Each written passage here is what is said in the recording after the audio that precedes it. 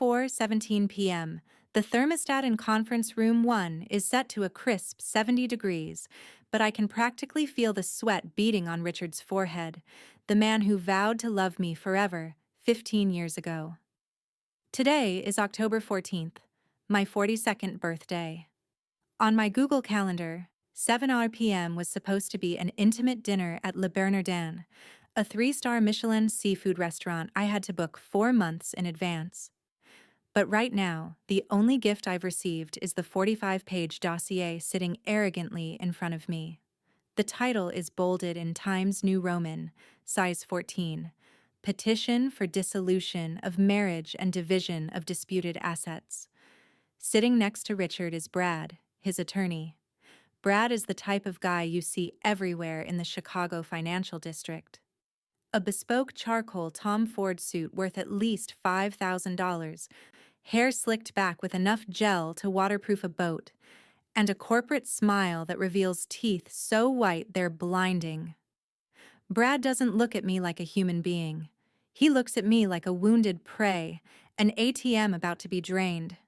"Ms. Sarah," Brad speaks, breaking the suffocating silence. He pushes his 18K gold-rimmed glasses up his nose.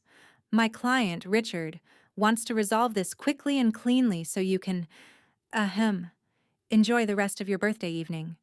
We believe this proposal is extremely generous." Generous? I open the file. Page 12. Section: Asset Division Requests. The numbers dance before my eyes. 50% of Apex Logistics common stock. Estimated value, $20 million. Full ownership of the vacation villa in Aspen, where I handpicked every single floor tile. Post-divorce alimony, $15,000 month for 10 years. "Richard," I say, my voice sounding so calm it surprises even me. I don't look at the lawyer. I look straight at my husband. He's busy twisting his wedding ring on his finger, the ring I know he's taken off every time he left the house for the past 6 months. "Do you really want to do this today? You want half the company? You want $20 million? Richard finally looks up. There isn't a shred of remorse in his eyes. Just greed, and the patronizing look of a man who thinks he holds all the cards. He takes a sip of 18-year-old scotch from my crystal glass, the liquor I was saving for a special occasion. "Let's not make this difficult, Sarah." Richard sighs, feigning exhaustion. "We both know this marriage is dead. I need a fresh start. And under Illinois law, assets acquired during marriage are marital property. 50-50. That's fair." "You're a businesswoman. You know the rules of the game, right?" "A fresh start?" I scoff. "Are you talking about Amber, the 24-year-old art history grad secretary you hired 3 months ago?" Richard's face turns beet red, but Brad quickly places a hand on his client's shoulder to stop him from exploding. "Ms. Sarah." Brad's voice hardens, carrying a distinct threat. "My client's private life is irrelevant to this proceeding. This is an ultimatum. You sign this agreement right now, and we keep the divorce quiet so it doesn't affect the company's stock price. Or you refuse, and we drag you to court, freezing all Apex Logistics assets during litigation that could last up to 3 years. You know what that will do to the company's cash flow.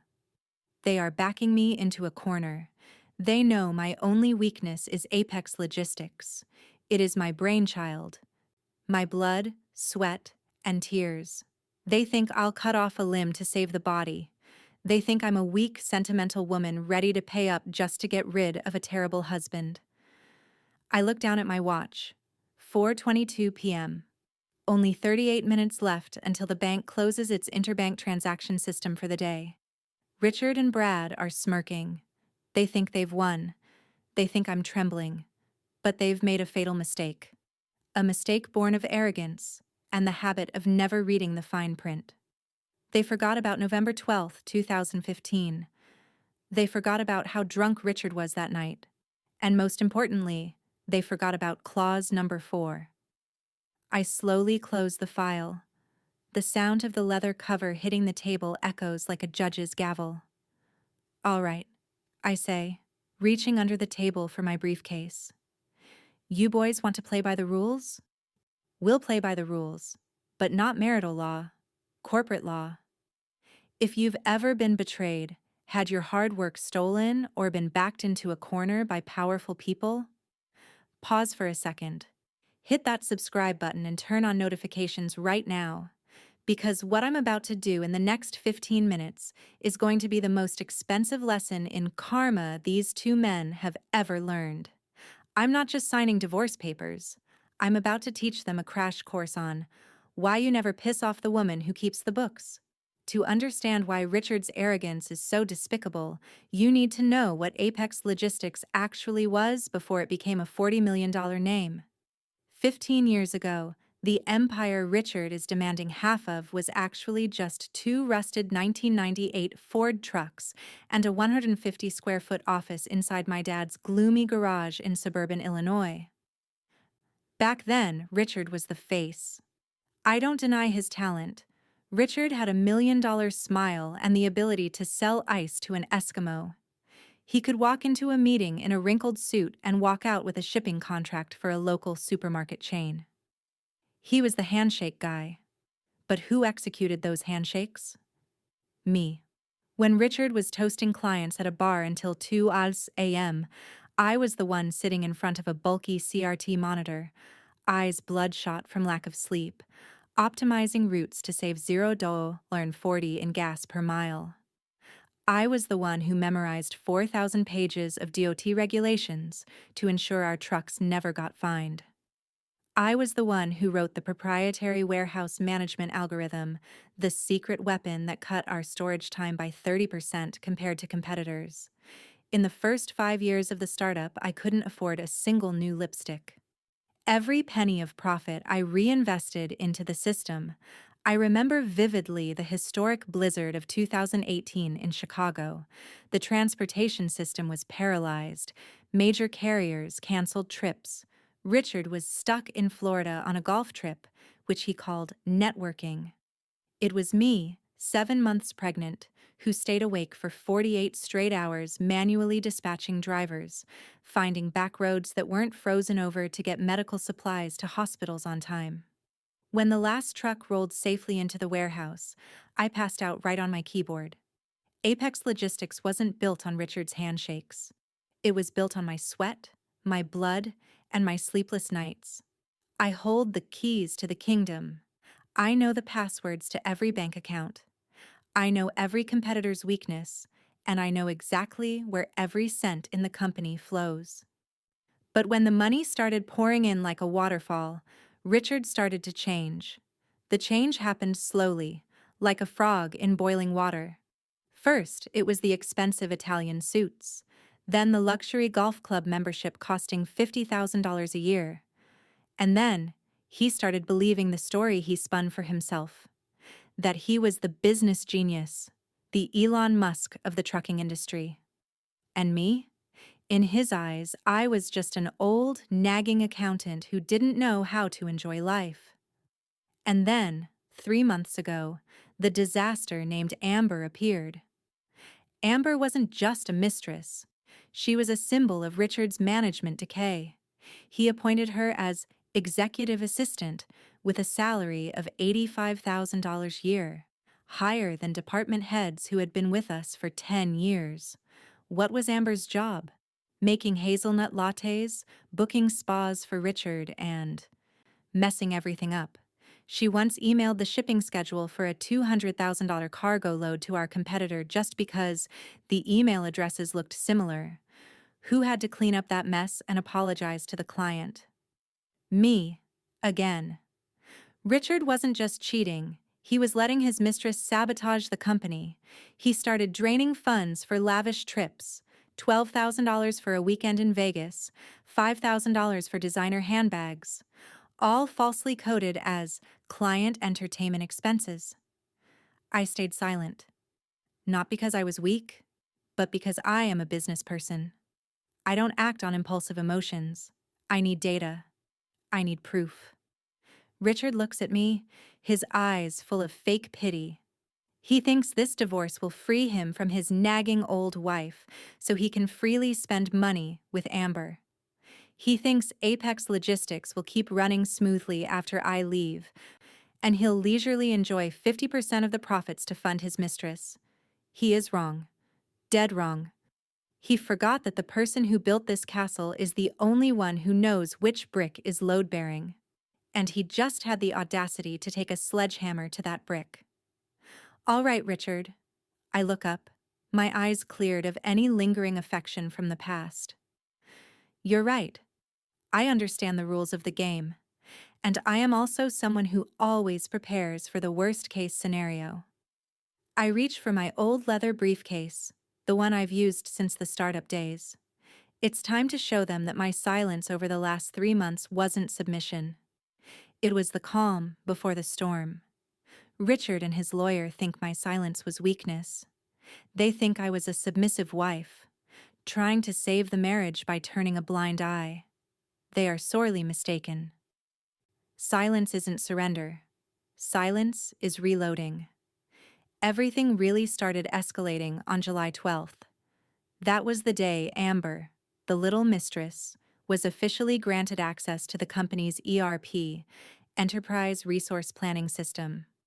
Just 4 days later, at 2:15 p.m. on July 16th, I received a red alert from the system. Amber had accidentally deleted the entire Q3 shipping route database because she thought they were junk files filling up the computer memory. The result? 14 refrigerated trucks stuck at the New Jersey port with no release orders. Estimated damage, $48,500 in late fees and risk of cargo spoilage. When I stormed into Richard's office to demand an explanation, I found Amber sitting on his lap crying hysterically. "I'm sorry. I didn't know," she sobbed, tears smearing her thick mascara. And Richard's reaction? He glared at me. "Drop it, Sarah. She's new. Everyone makes mistakes. You handle it. Stop making a scene like a bitter old woman. You're scaring her." At that moment, I wanted to scream. I wanted to smash the computer into his face. But I stopped. A coldness spread through my chest. I realized the man in front of me was no longer my partner. He was a malignant tumor that needed to be excised. I didn't argue. I just said softly, "Fine, I'll handle it." I went back to my office, but instead of just fixing the issue, I performed another operation. I extracted the entire system access log, recording the exact moment Amber's account executed the delete command, and more importantly, I saved the email Richard sent to IT demanding highest admin privileges for Amber against security protocols. The humiliation continued to escalate. August 20th. Richard lied to me that he was going to a logistics conference in Miami for 4 days. "I have to go to expand the network, honey." He kissed my forehead, reeking of cologne. But he forgot one basic thing. The company Mercedes S-Class has a GPS tracker I use to manage the fleet. I sat at home, sipping tea, watching the red dot on the screen move. Not to the Miami Convention Center, but to the parking lot of the Ritz-Carlton Bal Harbor, the most expensive resort on the beach.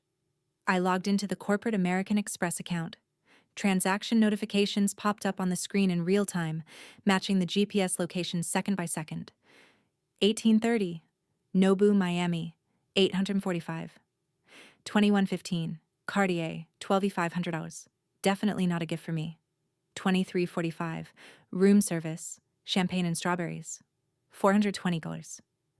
Every time my phone dinged with a charge, my heart stung. Not from jealousy. That feeling died long ago, but from contempt. He was using my hard-earned money to fund his mistress, and worse, he thought I was too stupid to notice.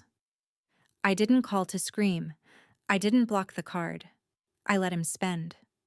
Why? Because in the eyes of the law, embezzlement of company assets is a criminal offense, much heavier than a civil affair. I printed all the statements. I highlighted every unreasonable expense. I clipped them into a red folder labeled The Miami Project.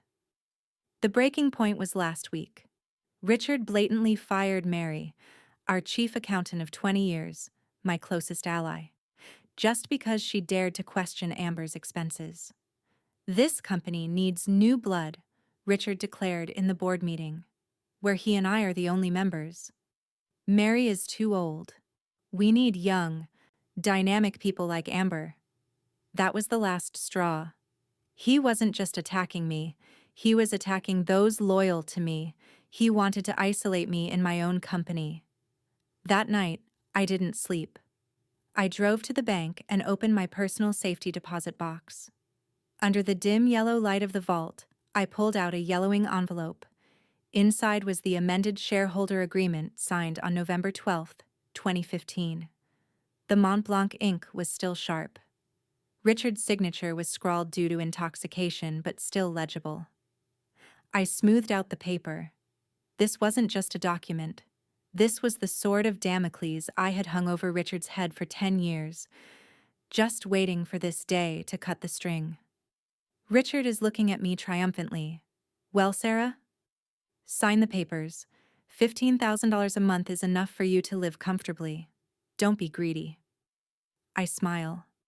A smile that makes Brad, the sly fox lawyer, suddenly shudder. He senses the shift in the atmosphere. He sees I'm no longer the cowering prey. Brad, I say, my voice silky but sharp as a razor. Before I sign anything, I think you should take a look at this. Because I'm afraid if you don't, you might lose your law license for providing malpractice advice to your client. I slide the leather briefcase toward them. The lock snaps open with a dry click. The trap is set. And the fat rat is standing right on the cheese. Brad extends a manicured hand, his gold ring tapping on the wooden table. Ms. Sarah, he says, tone patronizing like he's soothing a stubborn child. Unless the keys to a secret gold vault are in this bag, nothing is going to change the situation.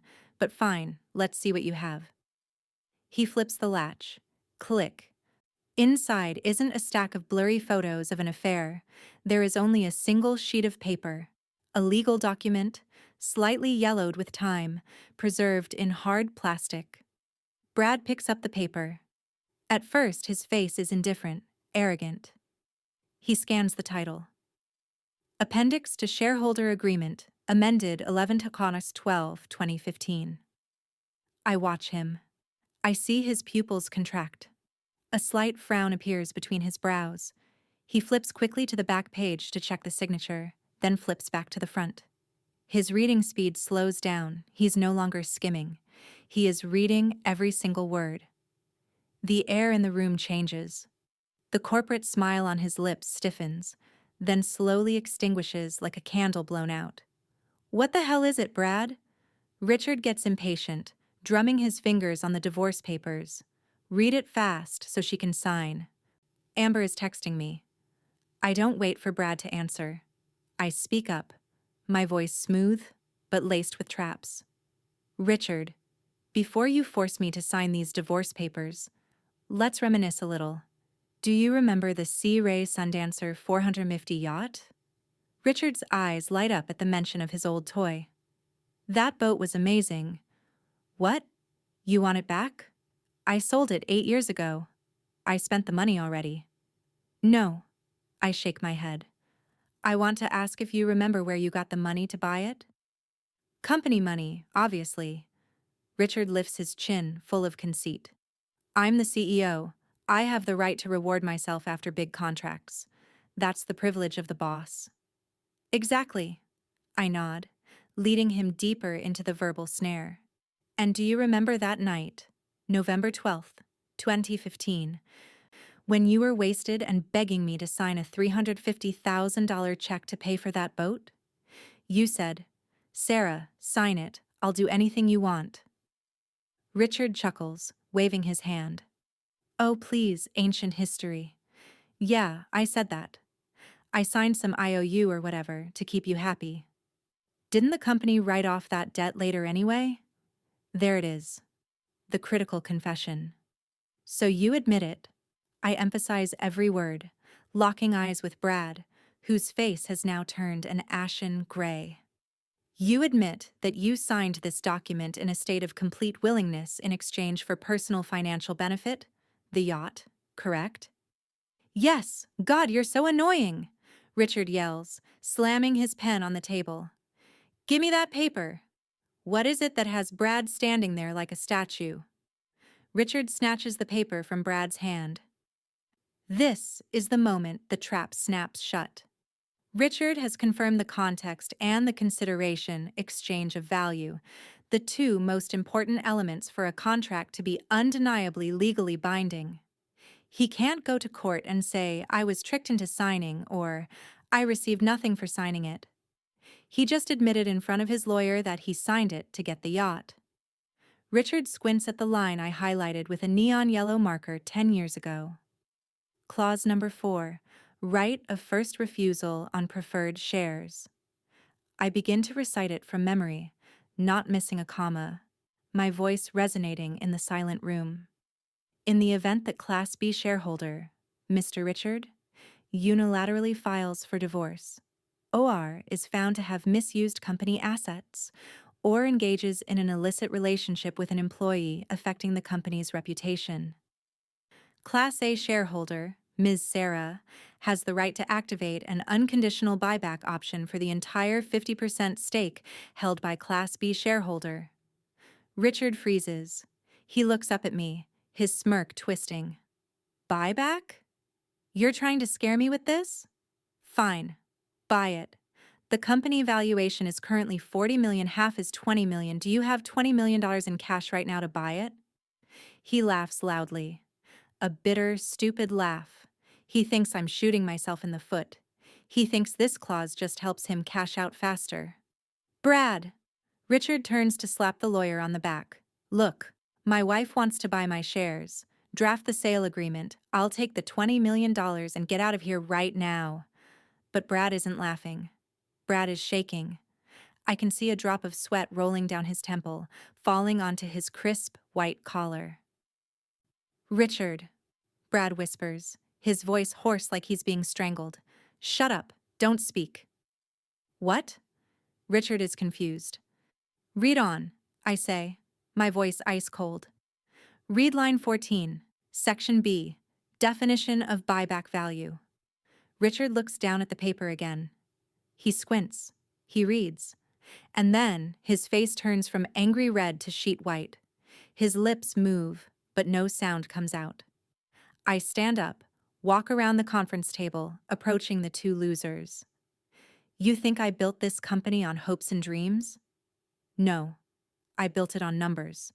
And the number on that paper. I lean close to Richard's ear and whisper, is going to be the worst nightmare of your life. Richard starts reading, his voice trembling, stumbling like a child learning to read. Section B, buyback value, to ensure company stability and avoid future valuation disputes. The buyback value shall be fixed at the net book value of the company at the time of signing this document, November 12, 2015, plus the Federal Reserve base interest rate accumulated annually. Richard looks up, forehead drenched. He still doesn't fully grasp it. Value in 2015? But how much was the company worth then? I turn on my iPad Pro, rotating the screen toward them. On it is an Excel spreadsheet I prepared last night. Let me do the math for you, Richard, I say, my voice calm to the point of cruelty. In 2015, we had just borrowed $200,000 to expand the warehouse. Net profit that year was negative. The only assets of value were 2 old trucks and some receivables. I glide my finger across the screen, zooming in on a red data cell. According to the 2015 tax return, which you signed, the total net asset value of Apex Logistics on November 12, 2015, was generously valued at $50,000. $50,000? Richard screams, his voice cracking. Impossible. The company is worth $40 million now. Correct, I nod. But you sold the right to enjoy that growth in exchange for the Sea Ray Sundancer yacht. Remember? You chose cash now over equity later. That was your choice. I continue the analysis. each sentence a knife cut into his greed.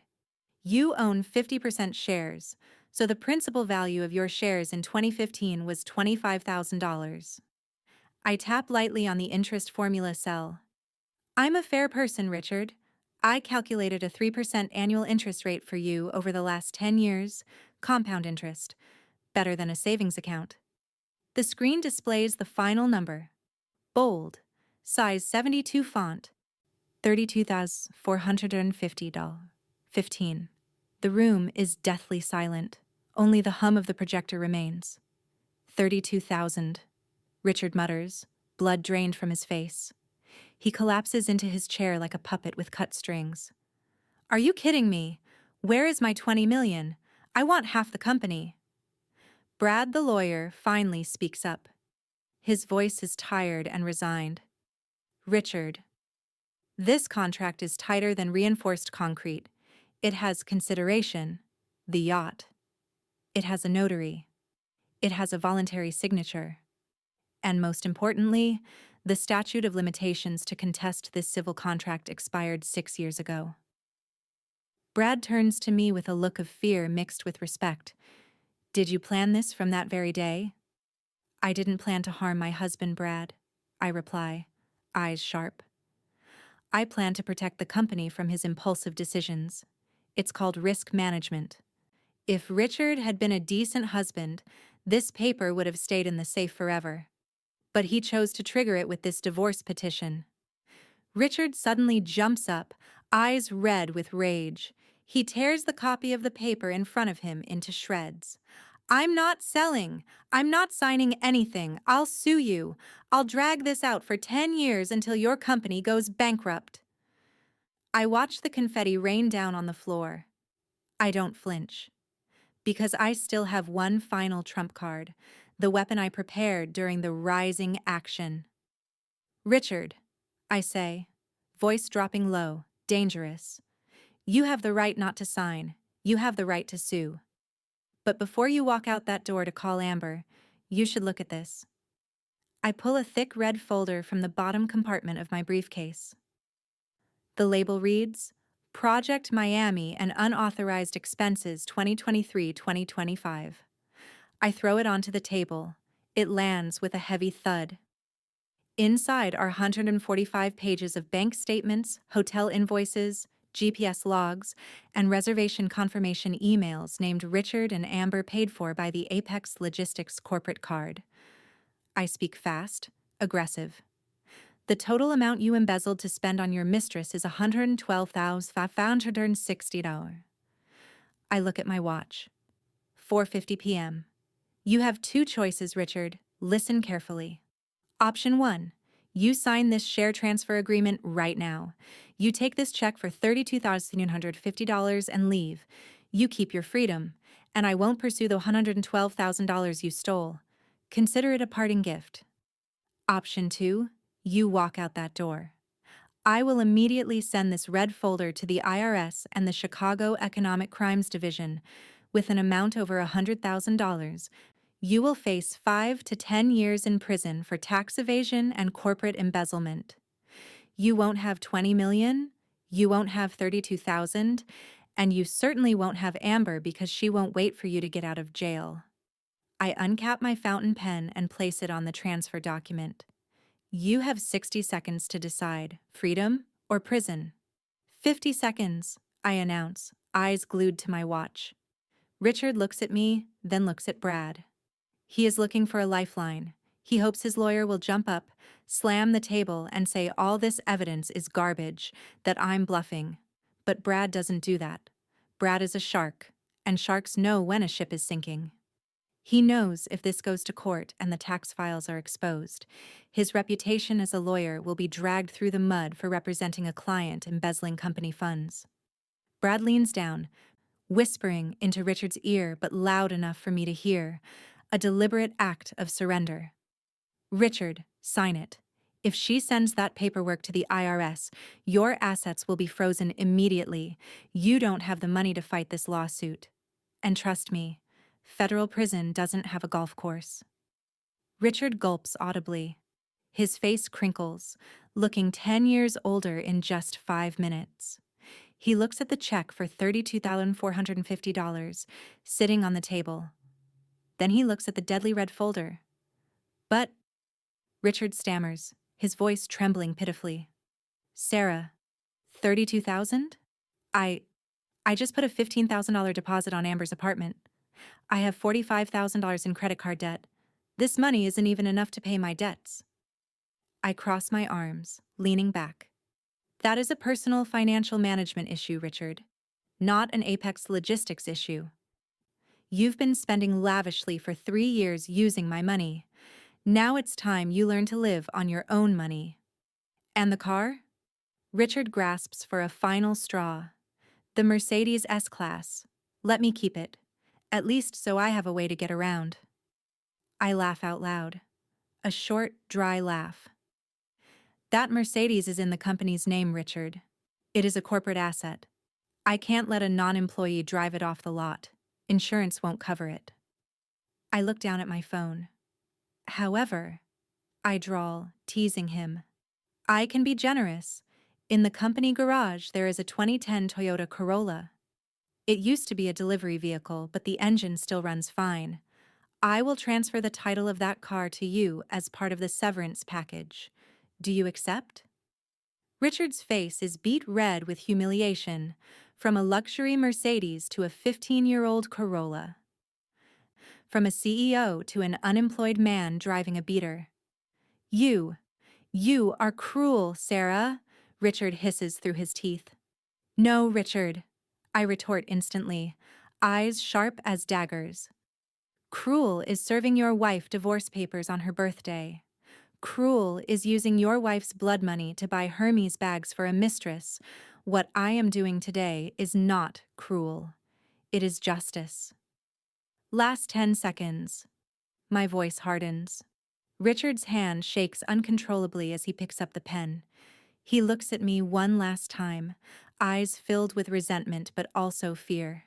He knows I'm not joking. He knows I will absolutely put him in prison if he walks out that door without signing. Scratch. Scratch. Richard's signature scrawls across the share transfer document. He signs his resignation as CEO, and finally, he signs the asset handover protocol. Brad quickly stamps the notary seal on the documents. He does it at light speed, as if afraid I'll change my mind. Done. Brad pushes the file toward me. Ms. Sarah, we are finished. I check every signature carefully. Perfect. Not a single legal error. I slide the check toward Richard. Here you go, $32,250.15. Don't spend it all in one place. Richard snatches the check, crumples it in his hand, and bolts up. He storms out of the conference room without a word, his heavy footsteps in the hallway sounding like a wounded animal fleeing. Brad stands up, buttoning his suit jacket. He bows politely to me, a respect he never showed when he first walked in. Ms. Sarah, Brad says, you are a formidable opponent. If you ever need legal representation in the future, call me. Thanks, Brad. I smile coldly. But I prefer lawyers who read contracts carefully before entering a meeting. Please, see yourself out. Brad pauses, forces a smile, grabs his briefcase, and walks out. The conference room door closes. Silence envelops the space. But this time, it's not the suffocating silence of oppression. It is the silence of freedom. I stand up, walk to the floor-to-ceiling window, looking down at the Chicago city lights turning on. I see a small figure trudging toward the parking lot, holding a piece of paper. It's Richard. He is gone. The tumor has been removed. I go back to the table, picking up the divorce file. I rip out the first page, the page demanding $20 million, and feed it into the shredder. The whirring sound is the sweetest music in the world. I pull out my phone, dialing Mary, the chief accountant fired last week. Mary, I say, voice cheerful. Come back to work tomorrow. And by the way, we're raising your salary by 20%. We have a lot of work to do to clean up the mess Richard left behind. It's been 14 months since that fateful afternoon in the conference room, and I have to confess, life has never been better. After removing the tumor named Richard, Apex Logistics felt like a ship unburdened of 1,000 tons of weight. No more ridiculous expenses for golf trips. No more impulsive midnight decisions.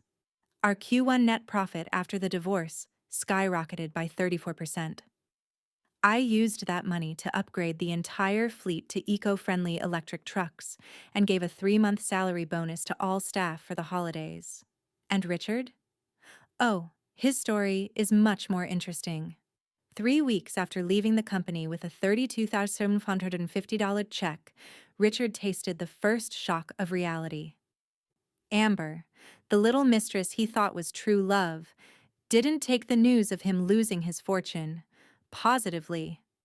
I heard through the grapevine that the moment she found out Richard was no longer the boss of Apex and was renting a house, Amber went berserk. She screamed that he was a fraud and moved out that very night. Exactly 26 days after the divorce, Amber publicly dated a gym chain owner in Miami on Instagram.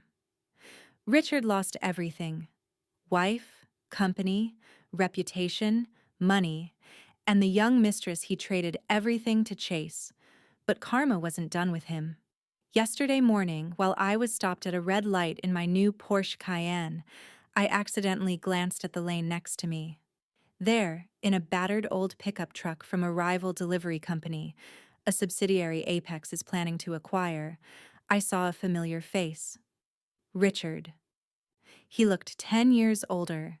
White hair, sun-damaged skin, wearing a drab brown uniform. He was wolfing down a cheap burger while waiting for the green light to make his next delivery. From a CEO signing papers in an air-conditioned office, he is now racing against time to deliver packages for $15 an hour. Ironically, the package he was delivering might have been coordinated by my company. I watched him through my sunglasses. He didn't see me, or maybe he didn't dare look at the luxury car next to him. The light turned green. I stepped on the gas and glided away, leaving the past behind in the dust. I didn't feel gloating. I just felt relieved. The universe's balance had been restored. My story ends here, but the lesson is for all of you. Whether you are a man or a woman, starting a business or working for one, etch these 3 things into your bones. 1. Never underestimate the power of the fine print. A contract isn't just a formality, it's your life. Richard lost $20 million just because he was too lazy to read 4 lines of text in a document he signed while drunk. Always read everything you sign, especially when you are happiest. The ink is dry. A tiny clause today can be the shield that saves your life 10 years later. 2. Do not confuse silence with weakness. When you are oppressed or treated unfairly, the first instinct is to scream and fight back. Don't. The enemy wants you to lose your cool so they can get leverage. Stay silent, smile, and while smiling, gather evidence. Record audio, back up emails, keep receipts. The winner isn't the loudest person, but the one with the most data. 3. Be kind, but have thorns. I loved and trusted Richard with all my heart, but I was rational enough to plant clause number 4 to protect my hard work. That isn't calculation, that is self-respect.